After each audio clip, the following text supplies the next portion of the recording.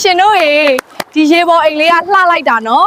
ကိုမောင်မောင်ဆိုင်ကပြပါတွေဝယ်ပြီးတော့မှကျမတို့ဖန်တီးခဲ့တာ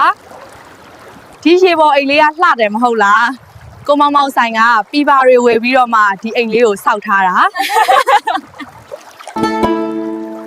ကိုမောင်မောင်ရဲ့ plastic ပုံးတွေကအရေးသွေးအကောင်းဆုံးမို့လို့ကျမတို့ကတော့အမြဲသူ့စီကနေပဲမှာပြီးတော့အိမ်ဆောက်တယ်ကိုမောင်မောင်ရဲ့ plastic ပုံးတွေကအရေးသွေးအကောင်းဆုံးဖြစ်လို့ကျမတို့အမြဲမှာယူပြီးတော့ဖောင်အိမ်ဆောက်ပါတယ် Because Comicaro's plastic barrels are the best quality, we always order them to build our floating house. Isn't this floating house beautiful? We built it after buying the barrels from Ko Mong Mong shop.